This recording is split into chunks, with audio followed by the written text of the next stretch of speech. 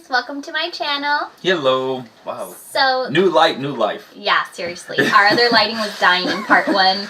See what I mean though? It got so dark.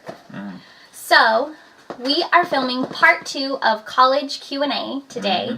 Part 1 was posted on Monday, so I'll link that one down below, and I'll also link my other What I Wish I Knew When I Started College down below. I won't go into our background because we already did that in the first one. So if you want to know our educational background, what we're going through now, and our working situation, you can go to the first video. So this was a Q&A submitted by a friend. So we wanted to answer it because we feel like a lot of people probably have these questions if they're just starting college or thinking about going to college. And at the end of this video, I'll also share on Instagram. I put a Q&A and I put, what was your least favorite thing about college? So I'll share those responses. I only got like 3 or 4, but I'll share those at the end. So we'll read the question and then both of us will answer them. Sorry. First question, do you prefer going to school 4 days a week or all day 2 days a week?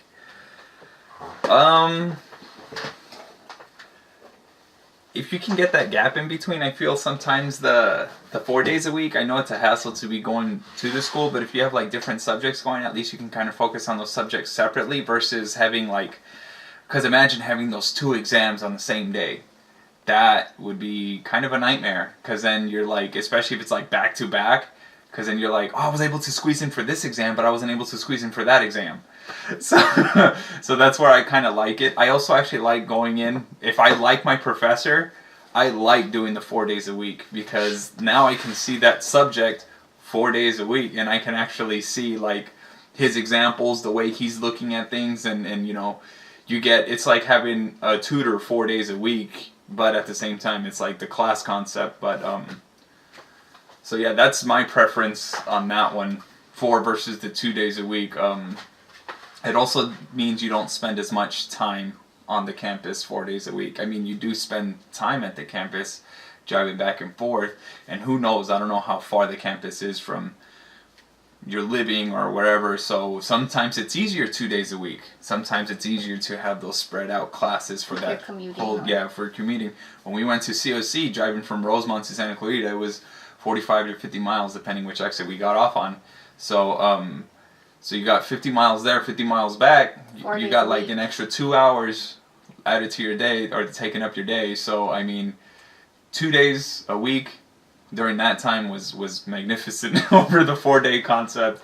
So on that one, that's where I kind of agree with the 2 days a week. So I mean, everyone has different challenges. So for me, I actually would prefer the 2 days. I love onlines. That's how I thrive and get as much as I can done by taking so many units. I'm taking 19 units this semester. I'm done, but I'm taking 19, and I took 18 over a summer in City College before, and that's what helped me get my degree in 1 year.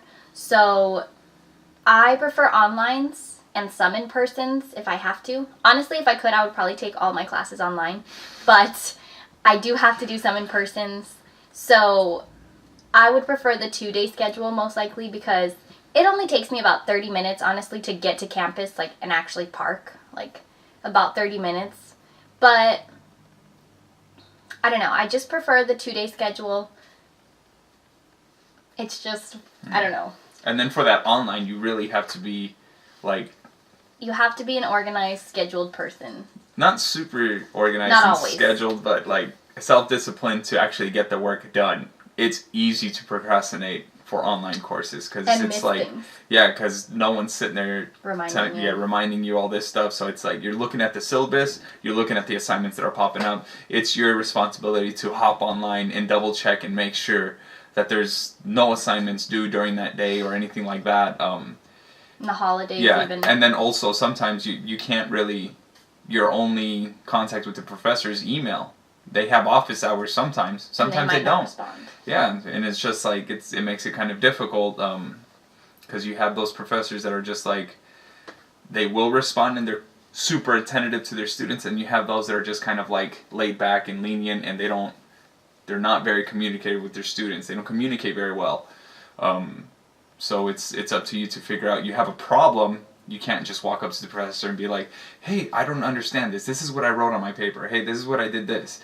Does this make sense? You can't do that. You're just sitting there and you're just like, let me go ahead and try to email one of my peers and see if they got anything or a similar concept or, you know what I mean? So that's one of the biggest things with the online thing. But so for myself, I'd prefer the 2 days. For myself, depends. I actually don't mind either or. But once again, if I enjoy the professor, I'm all about that 4-dayer. Again, goes back to your learning style. Yeah. After working all day, how do you get motivated to tackle homework? Well, for that one, it's kind of hard to a limit. It's hard to get motivated, but you just put it on your to-do list. So when you put anything on your to-do list, you kind of get it done. It's your responsibility. You signed up for it. You're paying for it. Sometimes sometimes you don't, but technically you're paying for your college. So I think that's motivation enough to kind of get through your schooling. So just it's one of your priorities. You're done out of work. Going back to, what was it, the first or second question? It was just get your time management in line. So once you're done with work, that 8-hour shift, that 12-hour shift, 12-hour shift, whatever, or whatever your days off are, or however it's going to be, your lunchtime, whatever, you got to make that time to dedicate to school. Because once again, you signed up for it. You signed up for that responsibility. So that one it's up to you. I mean, you're your own worst enemy. You got to get that stuff done. So that's my concept on it. For me, you might want to do something that's a treat for you. So you might say, like, I really want a Starbucks. Like, after work, I've been working all day. Mm-hmm. I want a Starbucks. So you can either go home, get all your stuff, or bring it with you to work, and then go to Starbucks after work and work there. For us, we had a really hard time motivating ourselves to work in the apartment because it was so cluttered and we didn't really have an office. We both needed a computer. One of our laptops was super old. The desktop was in a place that wasn't comfortable to sit. Yeah. So it was hard for us. So I would, after student teaching all day for 8 hours, I would come home, heat up dinner, and we'd go. I'd drop him off at class because he was asleep. He works nights. So I'd get here, wake him up, or he was already awake getting ready. Mm-hmm. We'd cram dinner. He'd eat it before I'd get to Starbucks. I'd eat my dinner and work on homework. Yeah. And that's another thing. So I feel maybe my response didn't fully answer it. But, so just treating yourself and... There you go. Okay, yeah. Get something done that motivates you. Work out. Music or workout. That'll wake you up, especially after work. I mean, it doesn't seem like it because you're kind of putting your body through all that, but it'll get your blood pumping and it'll wake you up. So that's why I go for a run or anything like that. That'll definitely get you going. So I would do something productive that'll kind of wake you up. Don't get home and sit in front of Netflix or something like that. That's just going to be a downer. You're just going to be sitting there getting lazy, and then you're just like, this is kind of nice not to do anything. So definitely don't do that.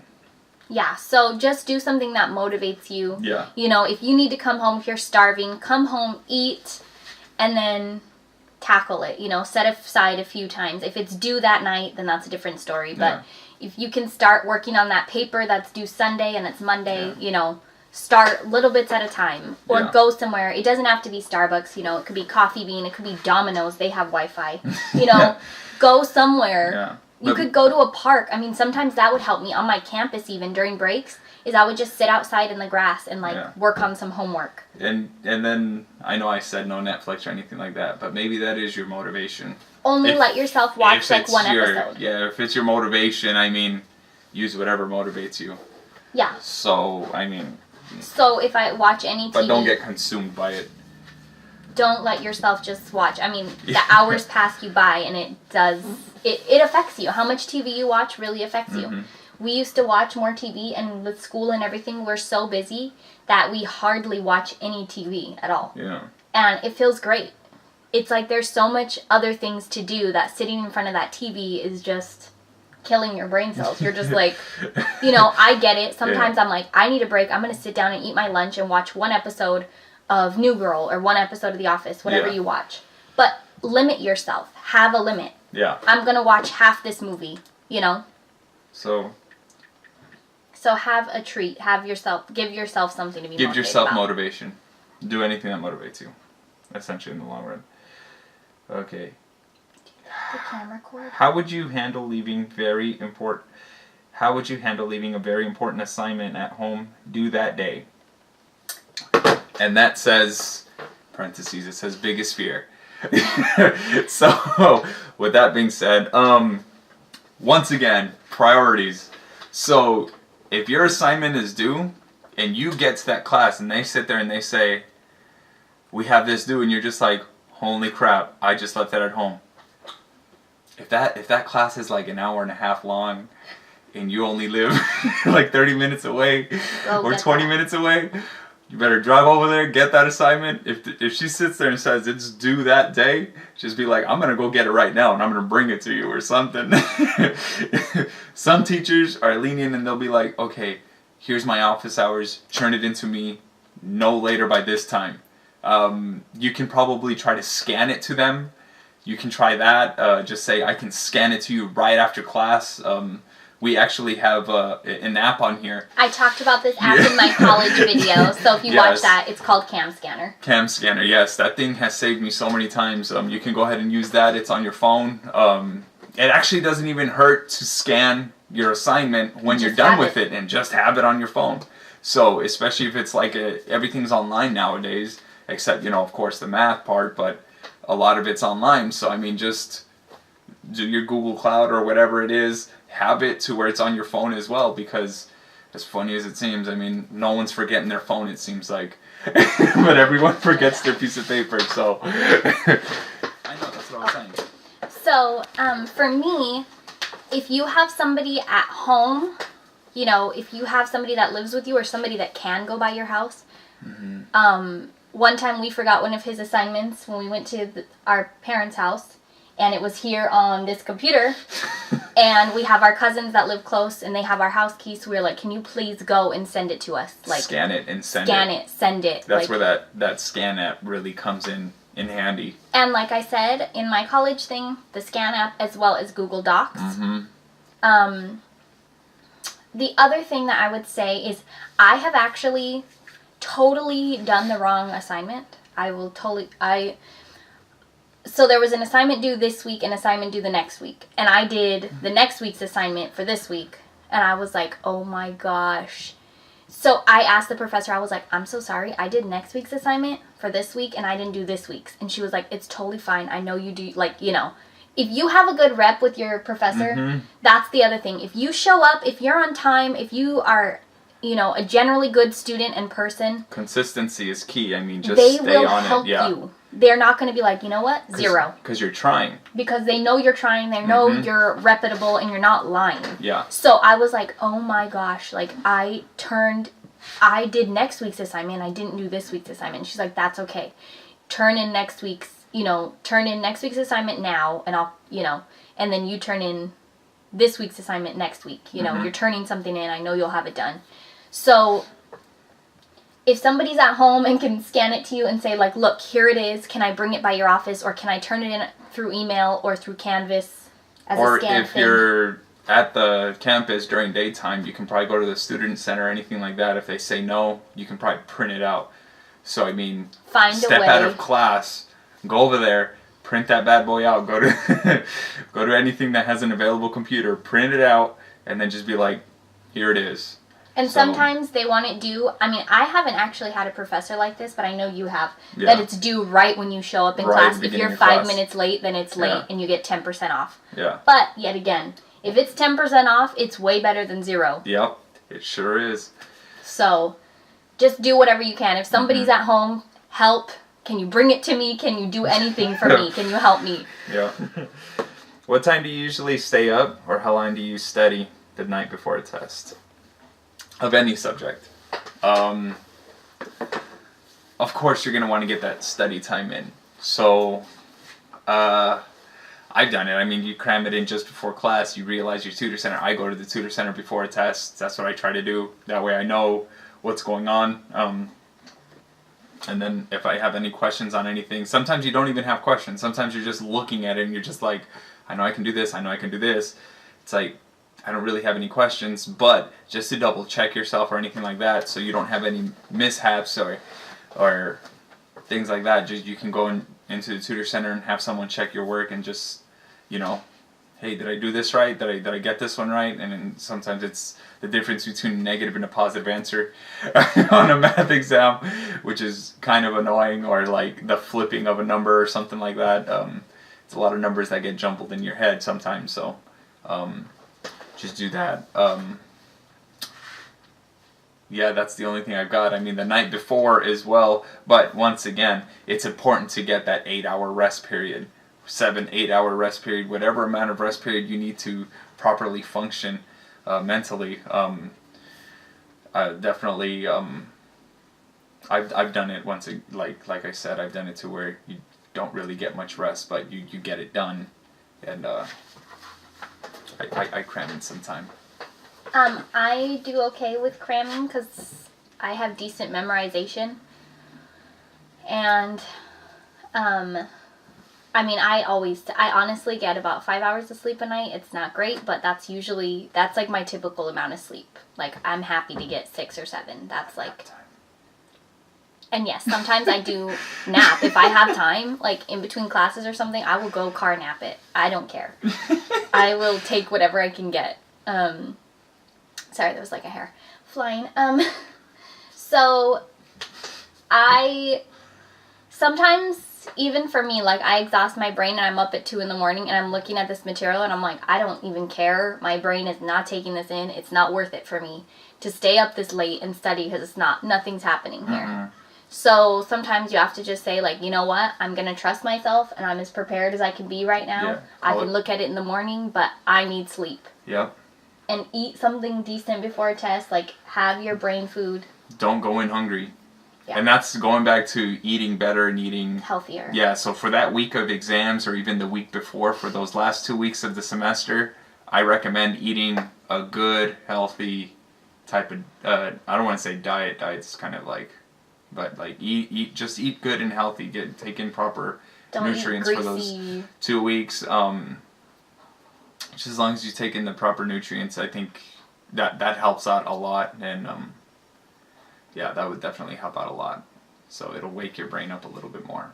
So that's about all I've got. I mean, if you feel like you need to stay up, you know, let's say your class is at noon, you don't work that day, and you get home at like 5 p.m., you know, if you stay up till 7 a.m. studying and you can get some sleep in and you feel like that's going to help you and you feel okay about that, then do it. But if you feel like it's not helping you and you feel like it's doing more damage as far as like your brain is just like, nope, I don't want this information, I'm not taking it in, then just sleep it off or work out or do something to change gears and then maybe go back to it.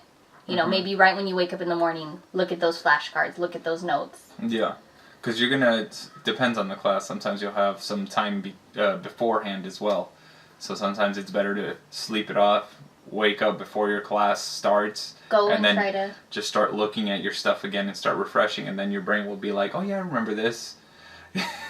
So try to go to the tutor center. Yeah. Or try to show up early and work with your peers. Mm-hmm. Or even the teacher. Some teachers are even willing to help you study, you know, if they're there early. Yeah. You know. Like and answer some questions. Yeah, try that again. Have you joined any clubs? And if you have, do you recommend joining clubs? I've never joined a club. I'm not gonna lie. If I had the time, though, I would have been stoked joining like the wrestling team or something like that. Football team, that would have been kind of exciting and fun. If you have the time, I say yes, because it kind of gets you involved into that school community, that school spirit. I mean, I would have enjoyed it, but for the most part, during college, I was working a lot because I had to pay for the schooling. So, but if you can join a club or anything like that, yeah, I mean, I'm not against it. I'm not against it, especially, I mean, it helps you it helps you build character in some sort of way because it shows like leadership or it shows leadership and then it just shows great character. Like it's to build a character, like I said. It's structure. It helps you work as a team. It helps you work with other people. It's a great thing. It's a great learning experience. Different people learn different things during that time, during whatever club they're in. They learn how to manage certain things or, supervise certain, like there's people that become heads of the club and they have to supervise what the other club members are doing. Or That's money. experience, yeah. Or money. You got to handle money. I had a coworker of mine who used to, I forgot what club he was in, but he would essentially do like the budgeting for like the student councils type thing, and then he would help out, like he would sit there and say, we need students would come up to him and say, hey, we need more funding for security cameras because there was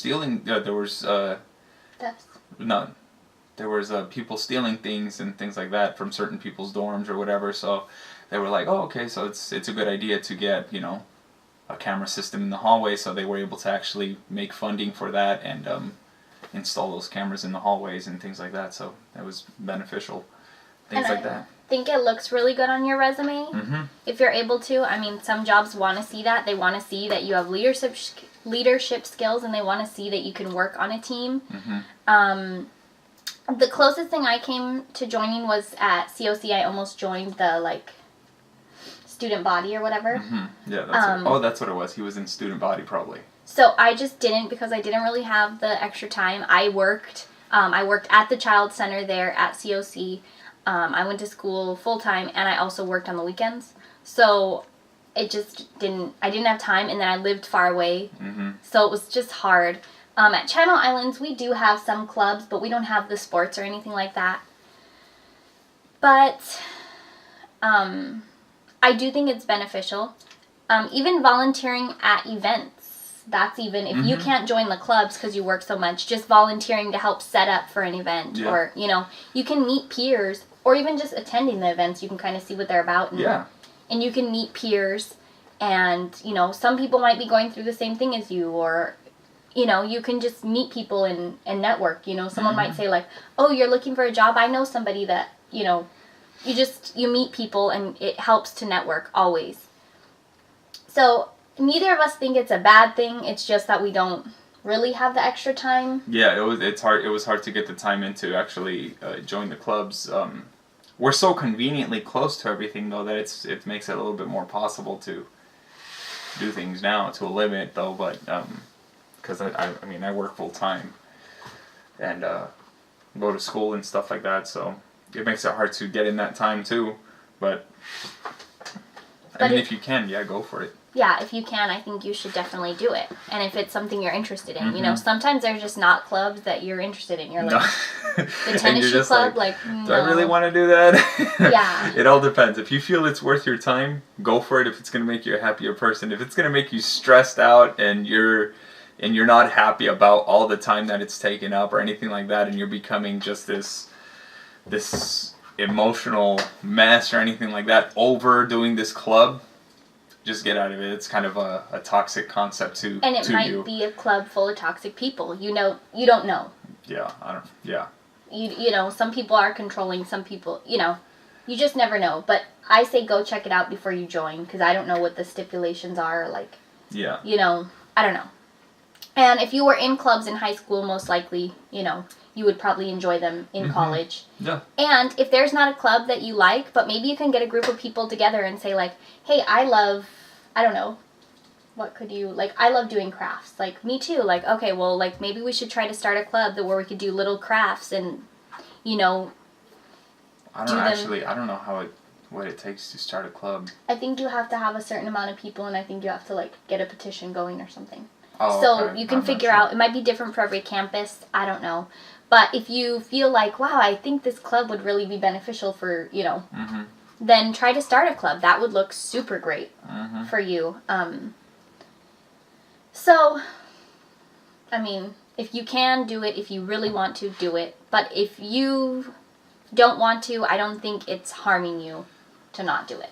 Especially if you're working. If you're just not working, I think that people want to see you working through college because it shows that you can multitask. It shows that you can work as a team. I don't think it's beneficial if you go all through college and high school and have never had a job.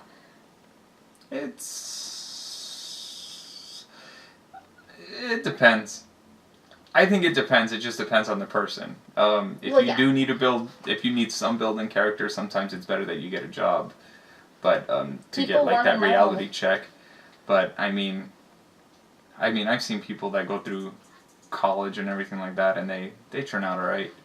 Just I'm not college. saying they don't turn out alright, but I'm saying like sometimes jobs, like if you're trying to just get your degree and then go get a high dollar job right after you get your degree, you know, they're going to want to see you put some groundwork in. They're going to want to see that you know what it's like to work.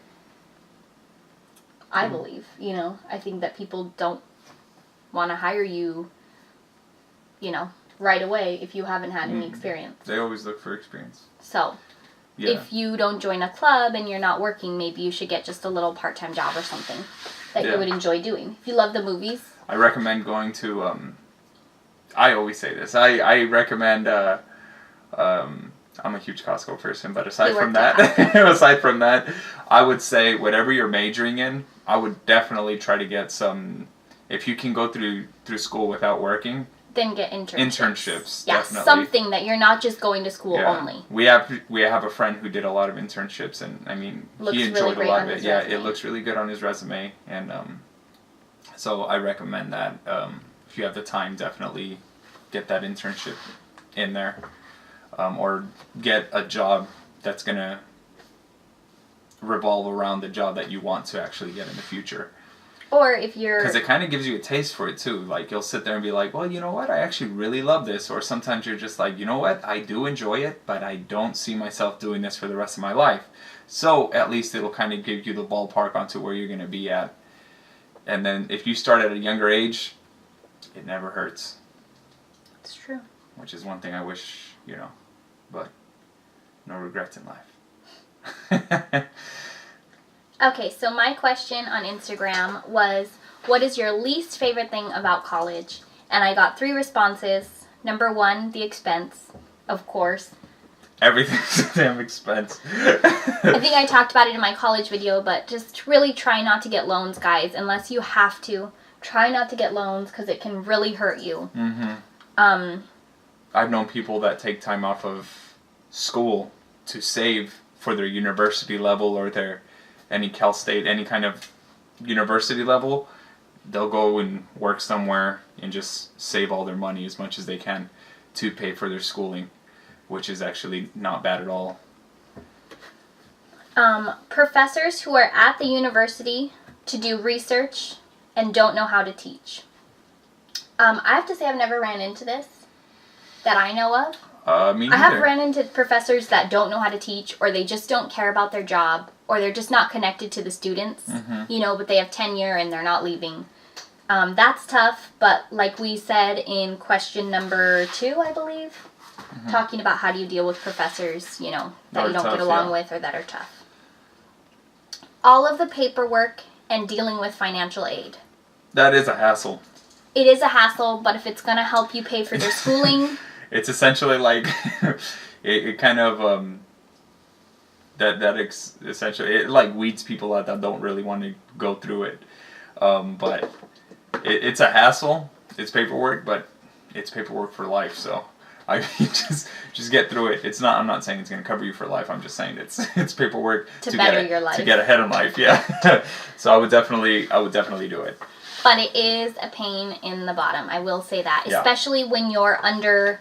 See, this is where I have a complaint with financial aid, is that if you're under 24,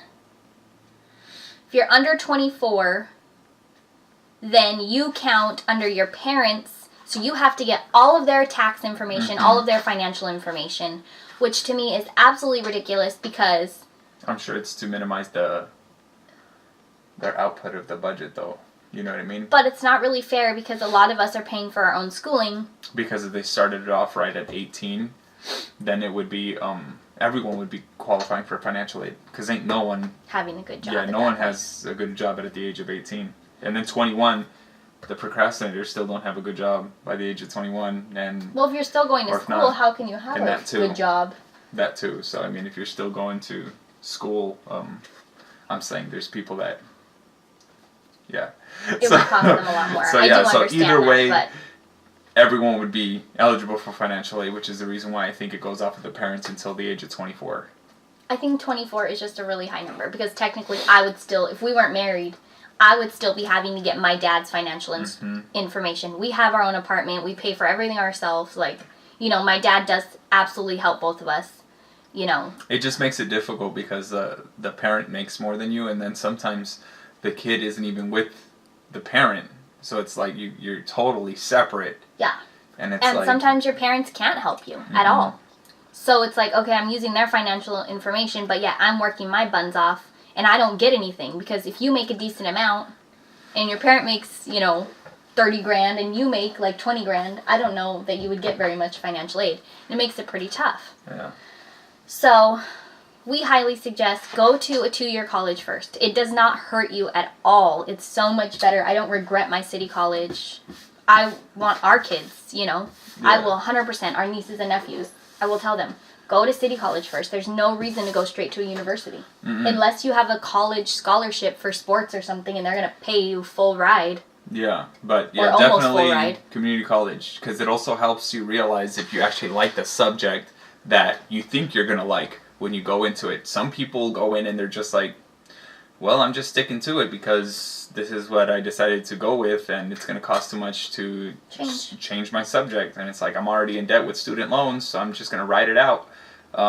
Some other people are just like, they just kind of go for it because everyone else kind of goes for it. Yeah. I recommend, go same to thing. city college. City college. There's nothing wrong with it. Don't let anybody shame you about it. Nope. I graduated with straight A's, and a lot of people are like, what? You're going to city college? Why would you go to city college? And my best friend went to city college. My husband went to city college. Our other best friend went to city college. There's nothing wrong with going college. to city college. Heck, even when I was in city college at CO City, I had university level people going to city college because they're like, it costs too much to go to Cal State Northridge and take this class. The Spanish class over here costs $1,000 something, $2,000, and then you go to college at the Canyons and it's what, $200 and some odd dollars. Which one are you going to choose? Yeah, I mean, it's just not. And it's university level professors a lot of the time too. They a lot usually of them, teach at both places. They work at Cal State Northridge and they work at College of the Canyons. A lot of them, they just bounce back and forth because they need the money. Professors don't get paid that much. So I mean, there's nothing wrong with going to city college. No, don't let anybody tell you different. Yeah, you get the same form of education. Everything's the same. And sometimes there's a lot more opportunities. Yeah. There, there's a lot more internship opportunities. COC is a really great college. We love that school. They have a university center on site. Yeah, to where you can actually go to there's different university options. That satellite there. Yeah, that satellite there. So it's really great. And I knew someone that he was doing both. He was dual enrollment. He was going to Northridge and College of the Canyons. So if you can do dual enrollment, fine, but it's so worth it to save the money if you don't have it. Exactly. So, thank you so much for watching. We hope this helped you. Check out video number 1 and check out What I Wish I Knew When I Started College.